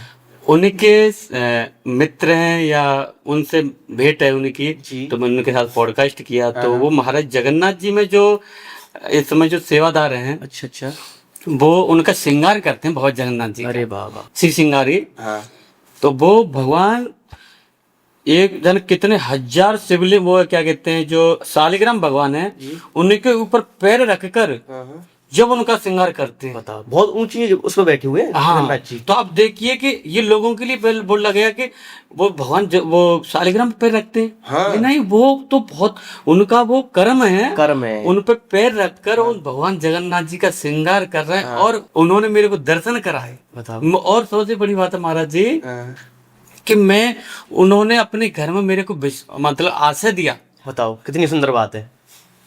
वही तो देखो, ठाकुर जी के पैर रखना कि वो नहीं है कि वहां कोई अपराध कर रहा, नहीं, ये अपराध नहीं है, ये हमारी भाव है। एक भक्त ऐसा हुआ, एक कथा आती है कि हमारे बुजुर्गों ने हमको बताया है, कथा आती है कि एक शंकर जी थे, तो एक भक्त था, डेली जाकर के उन पर मांस चढ़ाता था, और एक ब्राह्मण देवता थे, डेली जाकर के उन पर पूजा करते थे, भोग लगाते थे, प्रसादी करते थे, उनकी सेवा पूजा करते थे, इत्यादि करते थे। तो जब जैसे ही वो दर्शन करने के लिए गए, और वो ब्राह्मण देवता रोजाना दर्शन करने के लिए जाता था, खूब सेवा करता था डेली, एक शूद्र था जो डेली जाकर के शंकर भगवान के ऊपर मांस चढ़ाता था। तो एक दिन शंकर भगवान ने उन दोनों की परीक्षा लेने के लिए अपनी अश्रु में से रक्त की धार निकलवाई। तो जब ब्राह्मण देवता ने जब वो रक्त की धार देखी तो वो तो डर गए, उस रक्त की धार को देख करके पीछे हट गए ब्राह्मण देवता। और जो शूद्र था ना, डेली जो मांस चढ़ाता था जाकर के, उसने महाराज जी क्या काम किया कि जब शंकर भगवान की रक्त देखा ना, तो उसने अपनी आंख निकाल करके लगा दी। बोलो, वो कहाँ तो रोजाना मांस तो चढ़ाता था शंकर भगवान पर, परंतु उसने रक्त देख करके अपनी आंख को निकाल करके लगा दिया। क्यों? क्योंकि उसके अंदर श्रद्धा थी, भाव था। वो ब्राह्मण देवता डेली पूजन अर्चन बंदन कर रहे थे, वो तो उन्होंने ठीक किया काम, परंतु श्रद्धा नहीं थी। तो जो सालिग्राम जी पर पैर रख कर रहे हैं ना श्रद्धा, तो वो सालिग्राम जी का परम सौभाग्य है कि वो जगन्नाथ जी की सेवा में आ रहे हैं, वो जगन्नाथ जी की सेवा पूजन में अपने शरीर को प्रदान कर रहे हैं। तो वो श्री सालिग्राम जी का परम सौभाग्य है ना, तो वो कोई पाप नहीं है, वो एक सौभाग्य है। तो भगवान को श्रद्धा को देखते हैं, तो वो तो सालिग्राम जी ऐसे हैं कि स्वयं ठाकुर जी की, जगन्नाथ जी की डेली सेवा करा रहे हैं, तो ये सौभाग्य नहीं तो क्या है। और महाराज जी उसके बाद में जी उन्होंने बड़े सुंदर दर्शन कराए, खड़े होके कई मिनट तक वहां पर हम उनके दर्शन करते रहे जगन्नाथ जी के। और वहां की जो जगन्नाथ जी की जो रसोई है ना, माँ स्वयं लक्ष्मी बना रही है उसको, बताओ। और ये तो बताते ना, ये तो मैंने खुद देखा हुआ है कि 20 घड़े मटके जो है ना जी, उनमें चावल, मतलब जो चावल है उनमें भर दिए हैं, और नीचे आग जल रही है, अंगीठी जल रही है। ये होना तो ये चाहिए ना कि नीचे वाला जलना पकड़ना चाहिए, पहले पकड़ना चाहिए, पर ऊपर वाला जलता है, ऊपर वाला है। तो यही तो उनकी महिमा है, विशेषता है। और महाराज जी सबसे बड़ी बात है कि एक चावल जलता नहीं है, जलता नहीं, अगर हम घर पे बनाए तो जल जाएंगे, वहां नहीं जलता है, वहां नहीं जलता। क्यों? क्योंकि उनकी वो प्रसादी बन रही है। देखो, हम कोई भी भोजन अगर ठाकुर जी की प्रसादी बन करके बनाएंगे ना घर पर भी, तो उसमें बड़ा आनंद आएगा, वो बड़ी स्वादिष्ट लगेगी खाने में भी। कोई बहुत सी स्त्रियां होती हैं कि उनसे अगर भोजन की कहो कि आप भोजन बना दो ठाकुर जी के लिए, सेवा के लिए प्रसादी बना दो, तो क्या कि उनके अंदर कुभाव आ जाता है कि अरे ये गर्मी पड़ रही है, इतना पसीना आ रहा है, और ऐसे पसीना में तुम भोजन बनवा रहे हो। तो ऐसा अगर वो समझ करके, चाहे वो कितने भी उसमें मसाले डाल दे बढ़िया से बढ़िया, महाराज उसमें स्वाद नहीं आ सकता है, कभी कभी नहीं आ सकता है। और महाराज जी मैं आपको बताऊं कि अगर आप ये समझ के बनाओगे ना ठाकुर जी की प्रसादी कि हम ठाकुर जी की भोग लगाने के लिए प्रसादी बना रहे, कुछ मत डालो, केवल धनिया डाल दो उसमें, कुछ मत डालो प्रसादी में, इतनी स्वादिष्ट बनेगी, इतना अच्छा स्वाद आएगा उसमें कि ये मानो 56 भोग फेल है महाराज जी, इतना स्वाद आएगा। तो ये क्या, ये ठाकुर जी की प्रसादी बनती है वहां पर, क्योंकि जगन्नाथ जी का रोजाना प्रसादी का भोग लगता है, इसलिए तो स्वादिष्ट बनती है, इसलिए चावल नहीं जलते। और हम क्या है, हम अपने अंदर खुहाव ला देते हैं, इसलिए हमारा जो भोजन है उसमें टेस्ट नहीं आता है। राम और कृष्ण में क्या संबंध है? राम कहे सुख उपजे और कृष्ण कहे सुख आए, महिमा महाप्रसाद की प्रभु पाव भोग लगाए। देखो अभी आपने प्रसाद की बात बोली, तो प्रसाद का भी नाम आ गया और राम और कृष्ण का भी नाम आ गया। देखिए, वर्णा नामर्थ संघा नाम रसा नाम छंद सामपि मंगना नाम च कर्तारो वंदे वाणी विनायको। बा से रामायण प्रारंभ हुई है और बा से रामायण का समापन हुआ है। महाराज जी, बा शब्द एक ऐसा है जो बड़ा पवित्र माना गया है। राम और कृष्ण में कोई अंतर नहीं है। ठाकुर जी ने जब कंस को मारा तो कृष्ण बन करके आए, और जब राम जी ने रावण को मारा तो राम बन करके आए। राम कथा भागवत जी में भी आती है और कृष्ण कथा की महिमा राम कथा में भी आती है। तो ठाकुर जी के 24 अवतार बताए गए हैं भागवत जी में। एक मोहिनी अवतार होता है, राम अवतार होता है, कृष्ण अवतार होता है, मत्स्य अवतार होता है, कच्छप अवतार होता है, मोहिनी अवतार होता है। ठाकुर जी के 24 अवतार हैं। तो 24 अवतारों में से जो मुख्य अवतार है वो है राम और कृष्ण के। जब धरती पर अधिक पाप बढ़ा और जब वो पाप होने लगा तो सभी देवता राम जी की पुकार करने लगे कि ठाकुर जी आप जन्म लीजिए, अब जन्म नहीं लेते हो। तो ठाकुर जी ने कहा कि भैया तुम चिंता मत करो, तुम तो एक जन्म की बात कर रहे हो, परंतु मैं 4 जन्म लेकर के प्रकट होऊंगा। तो राम जी के 4 स्वरूप हैं, एक स्वरूप नहीं है। राम, लक्ष्मण, भरत और शत्रुघ्न, ये 4 स्वरूप माने गए हैं। 4 स्वरूप में से मुख्य स्वरूप है राम अवतार। तो जो राम अवतार ठाकुर जी ने किया वो किस लिए किया? केवल पापियों के विनाश करने के लिए। जिनका पाप अधिक बढ़ जाता है जब ठाकुर जी विनाश करते हैं। जब जब होए धर्म की हानि, बाढ़ेउ असुर अधम अभिमानी। जब जब धर्म की हानि होती है तब तब ठाकुर जी अवतार लेते हैं। कभी तो राम अवतार लेते हैं, कभी कृष्ण अवतार लेते हैं। तो अवतारों में कोई प्रणय नहीं है, राम ही तो कृष्ण है और कृष्ण है तो राम है। राम कहे सुख उपजे, अगर राम कहेंगे तो हमको सुख की अनुभूति होती है, और कृष्ण कहे तो सुख आए। जब हम कृष्ण कहते हैं तो ठाकुर जी की बाल लीलाओं की हमको अनुभूति होती है। राम और कृष्ण का जो स्वरूप है ना महाराज जी, वो अलग नहीं है, स्वरूप एक ही है। या तो आप राम कह लो या आप कृष्ण कह लो, भक्ति दोनों में ही है और दोनों ही हमको प्राप्त कराती है। जैसे संत हैं, जैसे मलुक पीठ वाले महाराज जी हैं, उन्होंने रामानंदी संप्रदाय से हैं मलुक पीठ वाले महाराज जी। तो वो राम जी को अपना इष्ट मानते हैं, पर रहते ब्रज में, ठाकुर जी की लीला स्थली में रहते हैं। अयोध्या में क्यों नहीं रहते हैं? क्योंकि वो जानते हैं कि राम और लक्ष्मण में या भरत में या शत्रुघ्न में या कृष्ण में कोई भेद नहीं है। राम और लक्ष्मण एक ही है, ठाकुर जी श्री कृष्ण और राम जी एक ही है, इनमें कोई भेद नहीं है अलग अलग। और जैसे हम वैष्णव होते हैं जो ठाकुर जी का तिलक लगाते हैं, वैष्णव संप्रदाय से होते हैं, वो ठाकुर जी को मानते हैं, वो भागवत कथा करते हैं। और जो अयोध्यावासी वो राम कथा करते हैं। भेद नहीं है, केवल भेद इतना है, केवल ठाकुर जी को जैसी आप दृष्टि से देख रहे हो वैसे ही ठाकुर जी बन जाते हैं। केवल अपनी दृष्टि में फर्क होता है, ठाकुर जी में कोई फर्क नहीं है। राम ही तो कृष्ण है और कृष्ण है तो राम है। एक जीव से 2 धन उपजे, कौन कहाँ के वंदे, सरकरा जो जल घोर है, सो बने पिबत सर्वता। जैसे चीनी को महाराज जी हम जल में डाल दें और उसको घोल दें, तो चीनी का नाम ना तो चीनी रहता है और ना ही जो जल होता है उसमें जल रहता है, परंतु दोनों में मिश्रण हो जाता है तो वो क्या बन जाते हैं? शरबत बन जाता है। तो ऐसे ही ठाकुर जी का नाम है। अगर आप कृष्ण कह रहे हो वो भी ठाकुर जी का नाम है, राम कह रहे वो भी ठाकुर जी का नाम है। केवल ठाकुर जी के लिए श्रद्धा हमारी ऐसी होनी चाहिए कि ठाकुर जी ना रहे, भक्त भक्त ना रहे, 2 ईस 2 मिले, ठाकुर जी हमें प्रभावित हो जाए और हम ठाकुर जी में हो जाएं।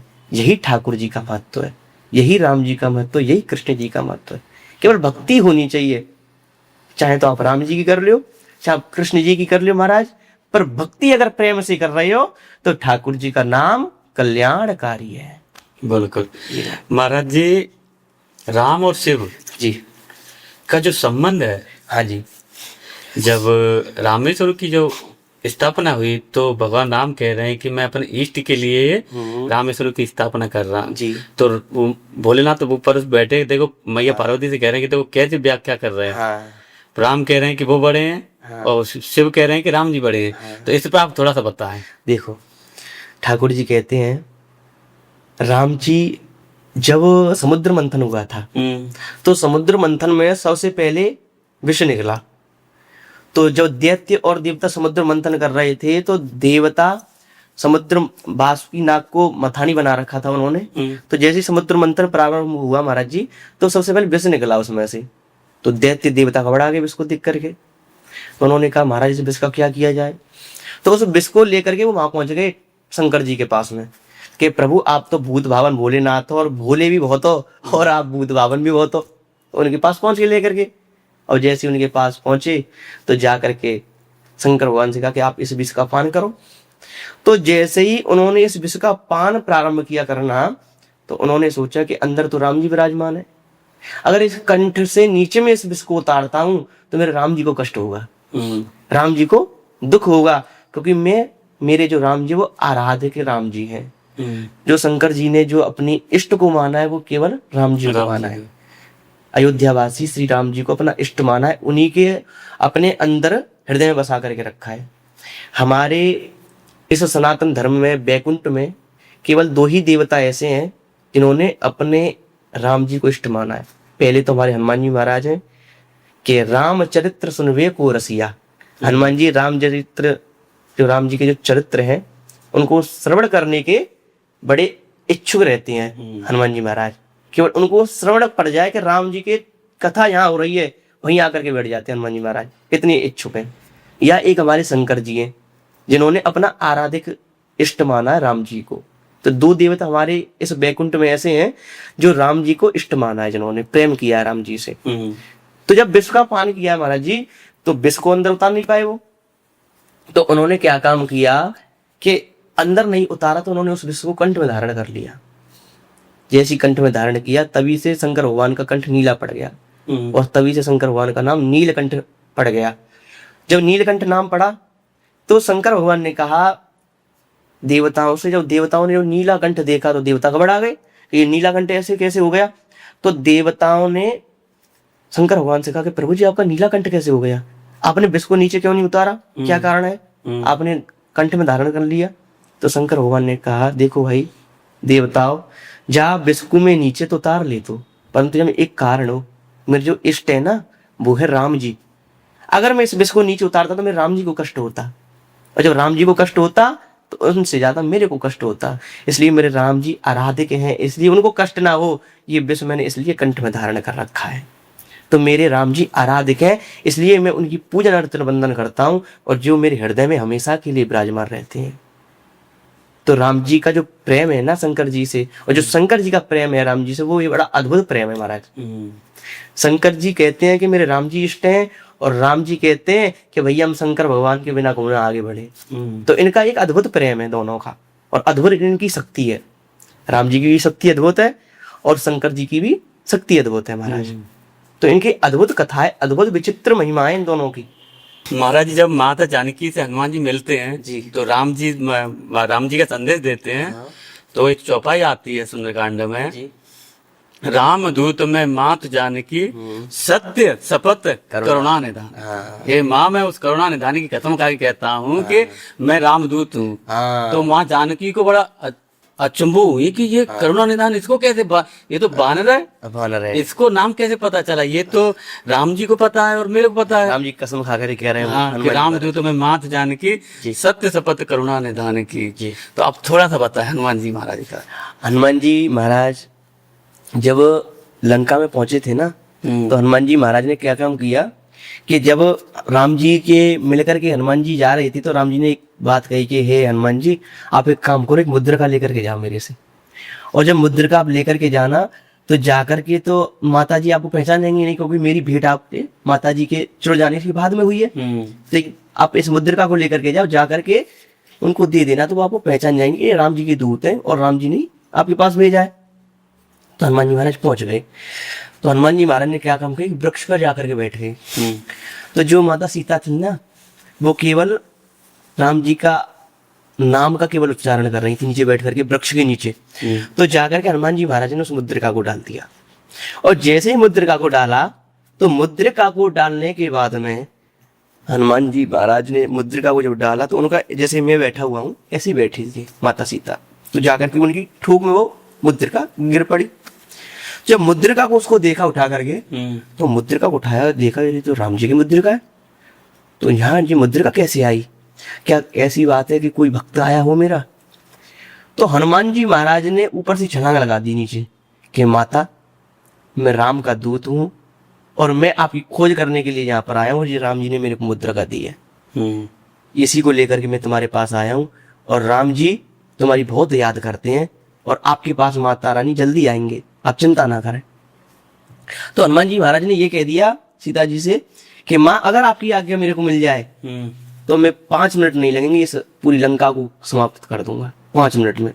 परंतु सीता जी ने ये कह दिया, नहीं, आपको ऐसा नहीं करना, क्योंकि आप जानते हो इस लंका में ऐसे भी भक्त हैं जिनका नाम विभीषण है, जिनके यहाँ तुलसियों का पौधा है, तुलसी की सेवा करते हैं, वैष्णव भी रहते हैं इस लंका में। और इस लंका में ऐसे भी दुष्ट हैं जो मेरे को चुरा करके लाए। परंतु महाराज, एक बड़े बूढ़े की कहावत है कि गेहूं के संग में घुन पे सजावे।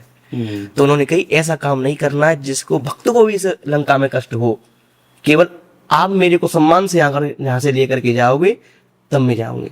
तो हनुमान जी तो ऐसे हैं कि अतुलित बल धामम हेम शैलाव देहम, अतुलित बल धामम, बल में अधिक है हनुमान जी महाराज। अतुलित बल धामम हेम शैलाव देहम धनुजवर कृशानम ज्ञानी नाम अग्रगण्यम। हनुमान जी महाराज ज्ञानियों में सबसे अग्रणी है। हनुमान जी महाराज को हमारे कर्मकांड में व्याकरण आती है, जिसको हम नव्य व्याकरण बोलते हैं, जिसको हम लघु सिद्धांत कौमुदी बोलते हैं। पुस्तक का नाम है लघु सिद्धांत कौमुदी, वो आती है। वो हनुमान जी महाराज को पूरी कंठस्थ थी लघु सिद्धांत कौमुदी। व्याकरण के इतने विद्वान थे हनुमान जी महाराज को उनकी बराबरी कोई विद्वान नहीं था नव्य व्याकरण का, इतने विद्वान थे। तो ज्ञानी नाम अग्रगण्यम, ज्ञानियों में अग्रणी है हनुमान जी महाराज। सकल गुण निधानम वानराणावधीशम, गुण में भी अग्रणी है, सर्व गुण संपन्न है हनुमान जी महाराज, सर्व गुण संपन्न है। तो महाराज हनुमान जी महाराज तो ऐसे चरित्र हैं कि ज्ञानियों में अग्रणी है। और राम चरित्र सुनवे को रसिया मैंने बताया था अभी, और राम के चरित्र सुनवे के तो वो सबसे आगे ही रहते हैं। तो राम जी का चरित्र अगर उनके कहीं कानों में भी अगर कथा भी हो रही हो ना, और हनुमान जी महाराज को अगर निमंत्रण भी नहीं दिया जाए तो भी आ जाते हैं। वो इतने प्रेमी है राम जी के तो हनुमान जी महाराज। एक प्रेम की कथा आती है हनुमान जी महाराज की कि राम जी से कितना प्रेम करते हैं। एक बार जब सीता जी अपनी मांग में सिंदूर भर रही थी तो हनुमान जी वहां पहुंच गए। तो हनुमान जी ने जाकर के कहा कि हे माता जाए, आप ये सिंदूर अपनी मांग में क्यों भर रही है और इसे भरने से क्या होता है? तो हनुमान जी ने बहुत से प्रश्न किए सीता जी से। तो सीता जी ने कहा देखो हनुमान, इसकी बड़ी महत्वता है सिंदूर की। ये अपना स्वाग को अमर करने के लिए और प्रेम को बढ़ाने के लिए सिंदूर में अपनी मांग में भरती हूँ। तो पता हनुमान जी महाराज ने क्या किया कि जब प्रेम को बढ़ाने के लिए हमारी जो माता जी हैं जो सिंदूर बढ़ रही हैं, तो मेरा ही प्रेम बढ़ जाए, क्यों ना मैं सिंदूर लगा लूं।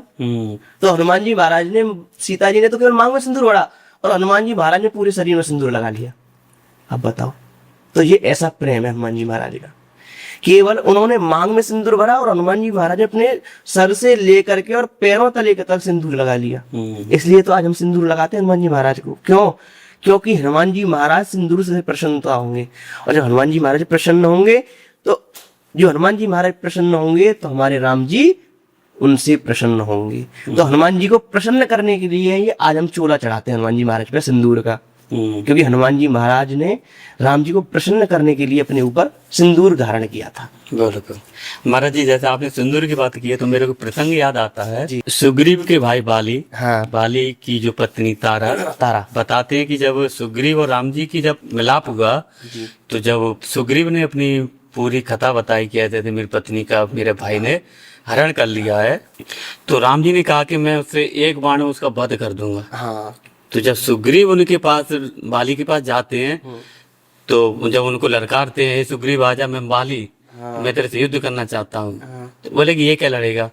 तो फिर क्या कहते हैं, राम जी चुपके से उनका इंतजार कर रहे थे, क्योंकि उन भाइयों जब वो बाली आया दोनों में लड़ाई हो रही थी, युद्ध हो रहा था, तो दोनों भाइयों का स्वरूप एक जैसा, एक जैसा था जी। तो राम जी उनको नहीं मार पाए थे। उस समय बताते हैं कि जो बाली की जो पत्नी थी तारा, उनकी मांग में सिंदूर था। जी। राम जी उस समय इसलिए नहीं मार पाए थे। जब वो बाली सुग्रीव वहां से भाग के आए कि प्रभु आपने तो मेरे को मरवा दिया होता, कैसे भी करके वहां से प्राण करके भागे, तो वो राम जी ने बोला कि आप दोनों भाइयों का स्वरूप एक जैसा है। तो मैं भक्तों को मारूं या जो द्रोह कर रहा है उसको मारूं? तो राम जी ने फिर एक माला उनके डाली, माला से पहचान हुई थी। बोले अब जाओ तुम, मैं उसका वध कर दूंगा। जी। तो बताते हैं कि उस समय जो बाली की पत्नी तारा स्नान करने चली गई थी, जब उन दोनों का युद्ध हो रहा था, जब उनकी पत्नी स्नान कर रही थी, जो सिंदूर था वो हट गया था महाराज जी। उस सिंदूर का इतना तेज था कि जब तक सिंदूर था उनके इस पे सिर पे, राम जी उसका वध नहीं कर पाए थे। ऐसी कुछ कथा आती है, क्योंकि हरि अनंत हरि कथा अनंत। देखो हरियों के जो चरित्र है ना वो तो अनंत ही है, और जो कथा है ना वो भी अनंत है। ठाकुर जी की जो कथा और जो चरित्र है वो अनंत है। जितनी हम कथा में अंदर प्रवेश करेंगे उतनी ही कथा ठाकुर जी की विस्तार होती चली जाएंगी। और ठाकुर जी की कथा का केवल एक ही महात्म है, ठाकुर जी कथा को श्रवण करने से ही प्रेम आ जाए, वही ठाकुर जी की कथा है।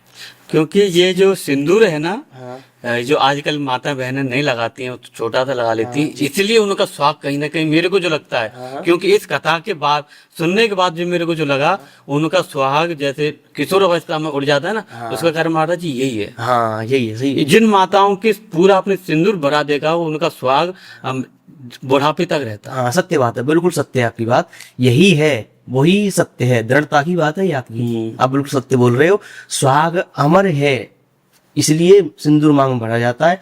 और जो आपने बात बोली बिल्कुल एकदम सत्य है वो बात। तो यही है भाव कि ठाकुर जी का भाव केवल हनुमान जी महाराज ने इसलिए सिंदूर धारण किया कि ठाकुर जी प्रेम करने लग जाए, राम जी प्रेम करने लग जाए। आपको मैं क्या बताऊं कि राम चरित्र है ना जो, उसमें ऐसी कथा आती है लक्ष्मण जी की, कि लक्ष्मण जी ने अपनी माता जी का, जो सीता जी थी, उनको माँ के समान माना हमेशा, परंतु उन्होंने कभी भी उनकी परछाई के दर्शन नहीं किए, परछाई के कभी भी दर्शन नहीं कर पाए। उन्होंने ये कह दिया कि मैं अपनी माता को कैसे पहचानूं, मैंने उनके कुंडल तक नहीं देखे कभी कर्ण के, उनके कुंडल कैसे हैं, मैंने उनकी परछाई तक नहीं देखी, परछाई पे कभी अपना चरण को स्पर्श नहीं कराया। तो ये तो जो राम जी के जो चरित्र है ना, केवल अपने जीवन से संबंधित है कि स्त्री कैसी होनी चाहिए, कि जिह बिनु देह नदी बनवारी, जैसे ही नाद पुरुष बिन नारी। राम जी की कथा से, राम जी के चरित्रों से स्त्री के बारे में बताया है कि स्त्री ऐसी होनी चाहिए कि अगर उसका पति अगर कष्ट में है स्त्री का, तो उसको अपने कष्ट में ही समर्पित हो जाना चाहिए। ये नहीं कि सुख में ही केवल जाकर के अपने पति के साथ रहे, वो दुख आ जाए तो उसमें धक्का मार दे, ऐसा नहीं करना चाहिए। जब राम जी 14 वर्ष के वनवास के लिए गए थे, तो माता सीता ने यह कह दिया था कि अगर मेरे पति कष्ट में रहेंगे तो यहाँ मैं सुख में नहीं रह पाऊंगी, मैं भी इनके साथ जाऊंगी। तो सीता जी स्वयं संग चली गई थी। तो ये अद्भुत चरित्र है राम जी के, ठाकुर जी के अद्भुत चरित्र है। महाराज जी, आप भागवत सार कथाएं कहते हैं, भगवान की लीलाएं कथा कहते हैं जी। और हमारी प्रभु से मैं तो कुछ नहीं, मैं तो एक असम प्राणी हूँ, जी। पर भगवान के लिए सब बराबर है। हाँ जी। वो तो चैटी में भी भगवान है और हाथी में भगवान हाँ। है, तो मेरे अंदर भी भगवान है। जिह बिनु देह नदी बनवारी, जैसे नाथ पुरुष बिन नारी।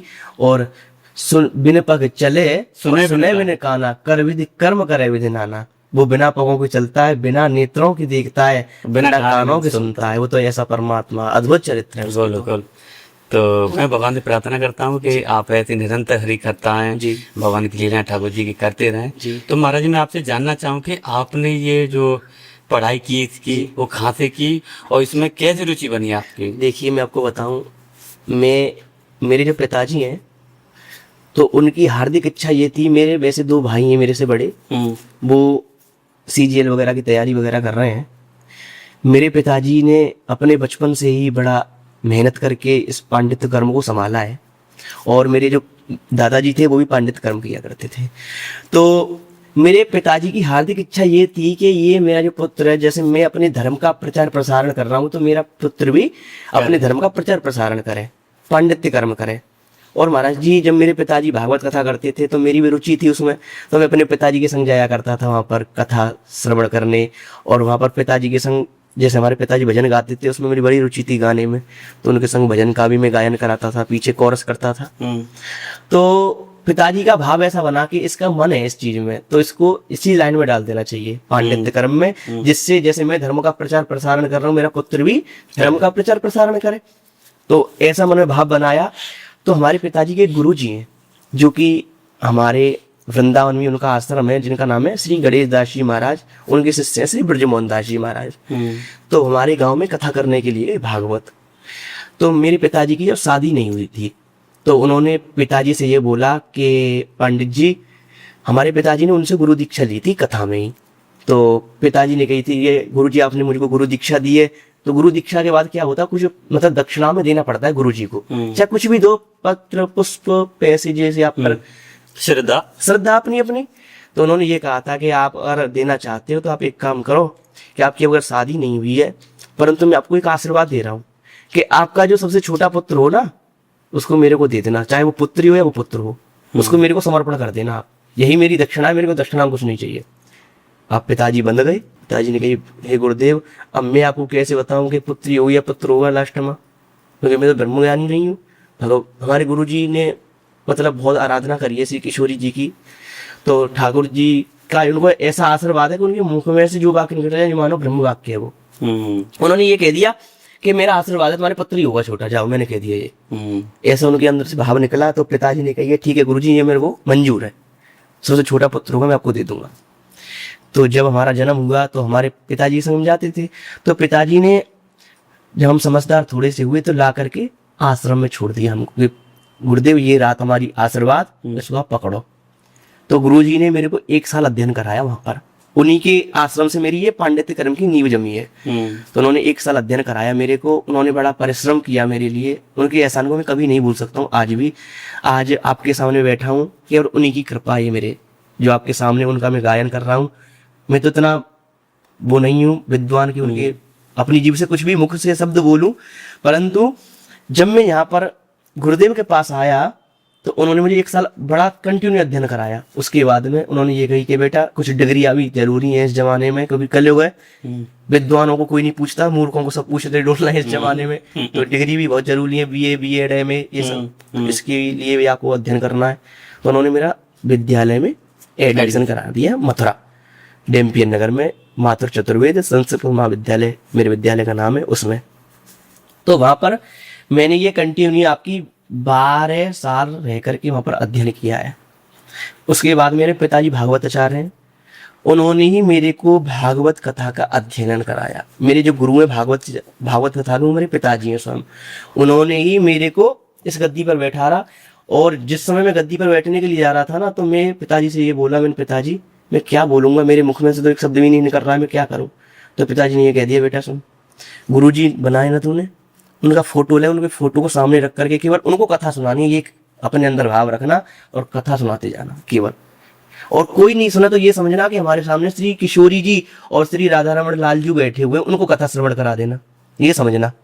और महाराज जी ऐसी कृपा हुई सरस्वती मैया की, आपको क्या बताऊं कि जिस दिन मैं कथा गद्दी पर इस पर बैठा ना, मंच की इतनी बड़ी महिमा होती है उस व्यास गद्दी की, कि जैसे ही बैठा पता नहीं ठाकुर जी की खांसे ऐसी कृपा हुई, अपने अंदर से मेरे अंदर से भाव प्रकट होने लगे, अपने आप ही भाव प्रकट होने लगे।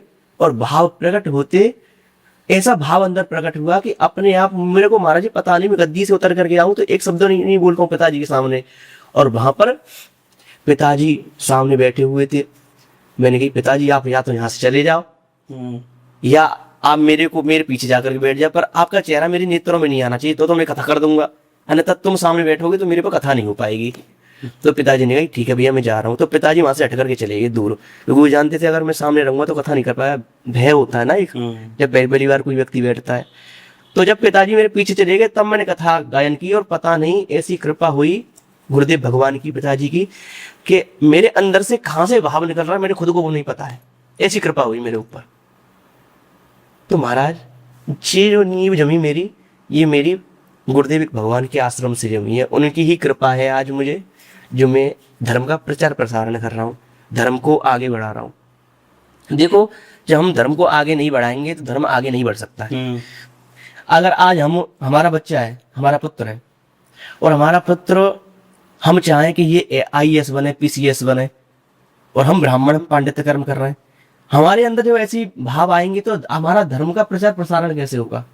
हमारे 2 पुत्र या 3 पुत्र हैं, तो उनमें से एक पुत्र को हमको धर्म के प्रचार प्रसारण के लिए डाल देना चाहिए, ताकि हमारा जो धर्म का प्रचार प्रसारण है, पांडित्य कर्म है, जिसकी नींव जमती रहे। क्योंकि आज के जमाने में क्या हो रहा है कि संस्कृत से हट करके आज की जनरेशन बहुत अलग जा रही है महाराज जी। कोई भगवान के इस पांडित्य कर्म को पढ़ाना नहीं चाह रहा है, अध्ययन करना नहीं चाह रहा है। और जो संस्कृत विद्यालय हैं महाराज जी, मैं आपको क्या बताऊं कि हमारे वृंदावन मथुरा के अंदर कम से कम 30% संस्कृत विद्यालय थे, जिसमें से 1% विद्यालय नहीं बचे। वृंदावन में 2-3 विद्यालय हैं जो सही चल रहे हैं, मथुरा के अंदर कोई विद्यालय नहीं है संस्कृत का। उस टाइम पर जिस समय पढ़ने अध्ययन करने गए थे उस समय 2 विद्यालय थे संस्कृत के। आज ऐसी स्थिति आ गई है कि एक विद्यालय नहीं है संस्कृत का, क्योंकि कोई भी पढ़ना नहीं चाह रहा इस चीज को, कोई अध्ययन करना नहीं चाह रहा है। IAS PCS वैसी पढ़ाई करने चाह रहा है, किसी का भाव ही नहीं, किसी का मन ही नहीं है इसमें। और जिसके पुत्र का भाव है वो अपने बच्चों को डाल नहीं रहा है इसमें।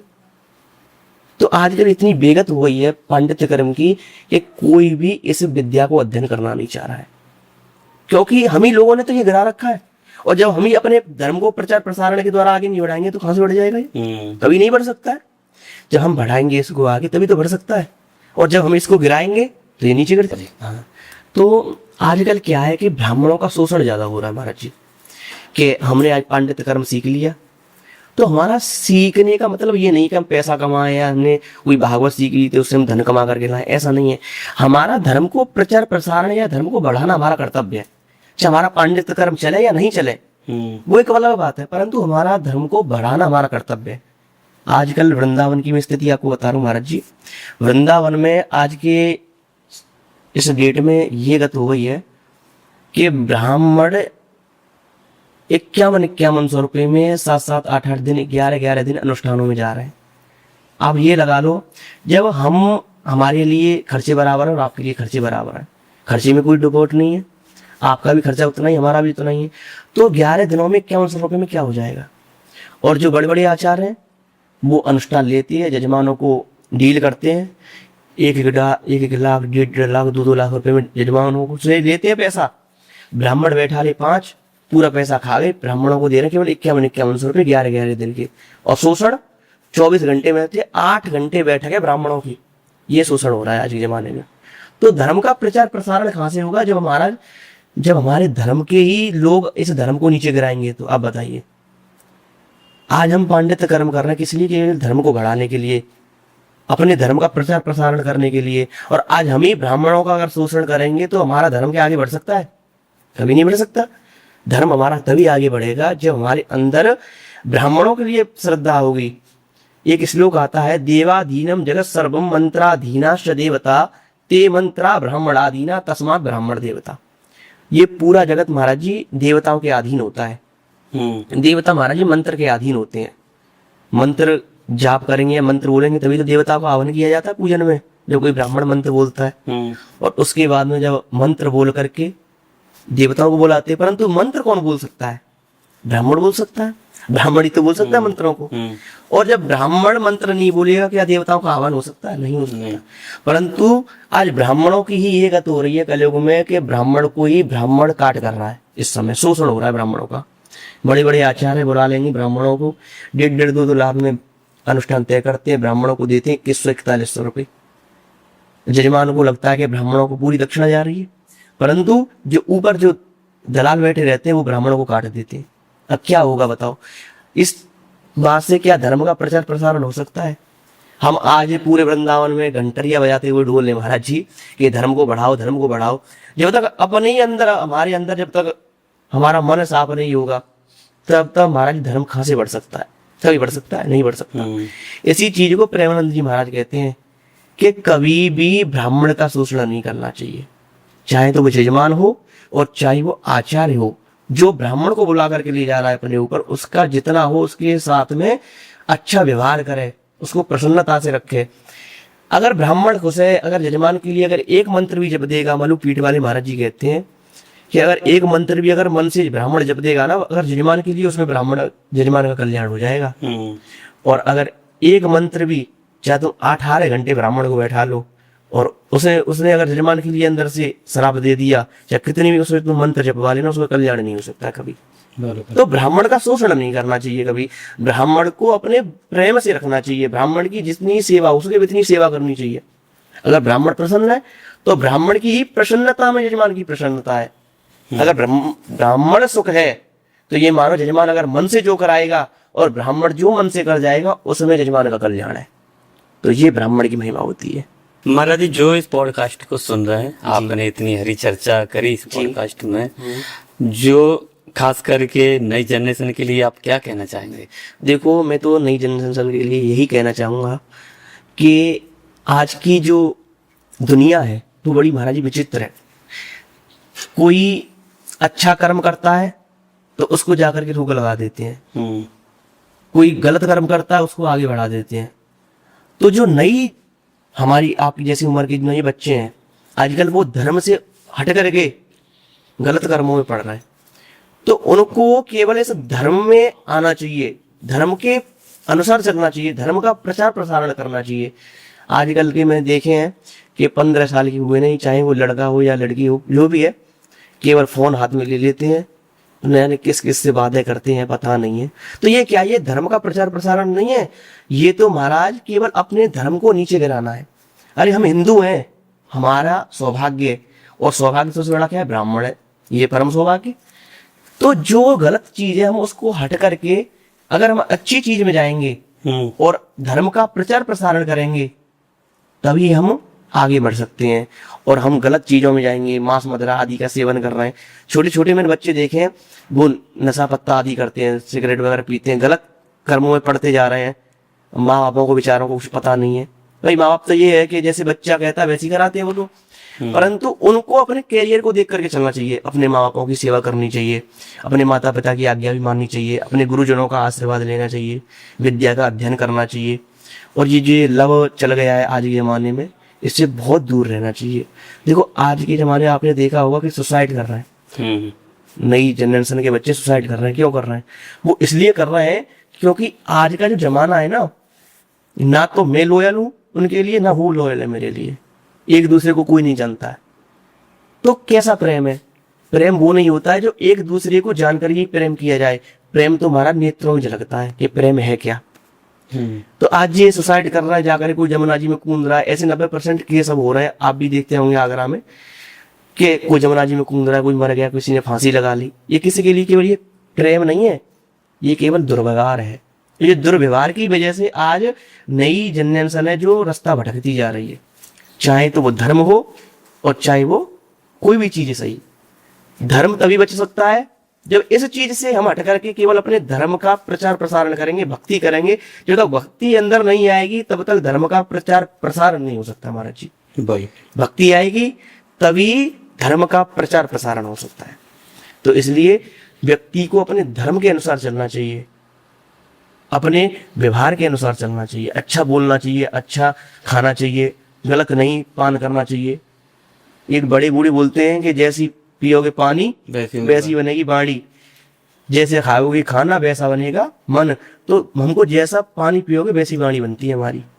जैसी संगत में व्यक्ति रहता है वैसी संगत में उसका चरित्र बदल जाता है। अंतमता सुगता, जैसे अंत में मति होती है व्यक्ति की वैसी गति हो जाती है। इसलिए मति और गति दोनों को ही सुधार करके अगर हम अपने लक्ष्य पर चलेंगे, उस लक्ष्य पर चल करके हमको आनंद आ सकता है। और जब तक लक्ष्य पर नहीं चलेंगे तो कोई आनंद नहीं आ सकता, और ना ही हमारा धर्म का प्रचार प्रसारण हो सकता है। इसलिए व्यक्ति को अपने कर्म के अनुसार और व्यवहार के अनुसार अपने धर्म पर चलना चाहिए, अपने धर्म से पत्र नहीं होना चाहिए। कर्म प्रधान विश्व रचि राखा, चौपाई आती है। कर्म ही प्रधान होता है इंसान का। कर्म अगर आप अच्छे करोगे तो अच्छा जीवन जियोगे, और कर्म अगर आप गलत करोगे तो गलत जीवन जियोगे। कर्म बहुत मुख्य चीज होती है। इसलिए अपने कर्म के अनुसार हमको कर्म ही अच्छा करना चाहिए। कर्म के अनुसार ठाकुर जी हमको फल प्रदान कराते हैं। तो मैं तो यही कहूंगा कि इन बच्चों को अच्छी संगत में चलना चाहिए, महान पुरुषों की संगत ग्रहण करनी चाहिए। ज्यादा से ज्यादा जो श्री प्रेमानंद जी महाराज है उनकी वीडियो को देखना चाहिए, श्रवण करना चाहिए, उनके प्रवचनों को देखना चाहिए, तब जीवन का सात्विकता है। नहीं तो महाराज ऐसे तो फिर पशु भी जीते हैं चारा खा करके। हमने मनुष्य जन्म लिया है और 84 लाख योनियों को पार करके जीव मनुष्य जन्म लेता है, और इस जन्म में आकर के क्या करे? गलत बोले, ईंट मारे, किसी में गाली दिए, कलौज करे, ऐसा नहीं। एक वो आता है शेर, ऐसी वाणी बोली और मन का आपा खोए और उनको सतल करे आपू शीतल होए, हैं? तो ऐसी वाणी बोलनी चाहिए जो सुनने वाला भी प्रसन्नता से प्रभर हो जाए और सुनाने वाले के भी अंदर प्रसन्नता आ जाए। तो ऐसा हमको व्यवहार करना चाहिए। तो हम तो यही कहेंगे कि व्यक्ति को अपने कर्म के अनुसार चलना चाहिए, अपने व्यवहार के अनुसार चलना चाहिए, और अपना जो सात्विकता है उसमें रहना चाहिए। जी महाराज, बहुत बहुत धन्यवाद आपका जी। आपने इतनी हरी चर्चा करी। हमको तो आपसे मिलकर के बड़ा अच्छा लगा, क्योंकि आप भी देखो ब्रजवासी हो, आप भी ब्रजवासी हो, आप अलग नहीं हो। आपसे मिलकर के मेरे को बहुत अच्छा लगा। आपने ब्रॉडकास्ट हमारा कराया, हमको आमंत्रण दिया, हम आए। आपसे मिलकर के मेरे को इतनी खुशी हुई कि आपने आकर के कितना सम्मान दिया हमको, और सम्मान देने के बाद में प्रेम की भाषा प्रदान की। सबसे बड़ी बात होती है प्रेम। जी खाने से या पहनने से ही प्रेम नहीं होता है, केवल एक वाणी का प्रेम होता है। इस वाणी को जैसा आप चाहोगे वैसा बोलते हो। बराबर। इसी वाणी से गाली निकलती है, इसी वाणी से प्रेम निकलता है, इसी वाणी से मंत्र निकलते हैं और इसी वाणी से ठाकुर जी प्रदान हो जाते हैं। तो सबसे बड़ी बात क्या है, वाणी। आपने इतनी सुंदर वाणी हमको प्रदान कराई और इस वाणी को देख करके हमको बड़ा अच्छा लगा। जी जी। तो महाराज इस पॉडकास्ट को समाप्त करने से पहले कुछ भगवान महाकाल की कुछ लीला हैं वो मैं आपके साथ शेयर करूंगा, सबके साथ शेयर करता हूँ। हाँ जी। महाकाल की अद्भुत लीला है, अद्भुत चमत्कार है, जिसको हम सब ने महसूस किया है कि महाकाल की हाँ महाकाल है जी। करता करे न कर सके, शिव करत होय, तीन लोग नौ करनो, महाकाल से बड़ा न कोई। हर हर महादेव नो शंभो। पार्वती पतये हर हर महादेव। राधे राधे। राधे राधे। हरे कृष्णा हरे कृष्णा हरे कृष्णा कृष्णा कृष्णा हरे हरे, हरे राम राम राम। राम राम।